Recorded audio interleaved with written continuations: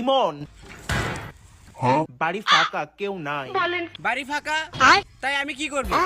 Baby come my home. Baby, আজকে no come, your home. একটু চা খেয়ে দিও। আরে তোমার হাতে চা খেলে আমার হাগু ধরে।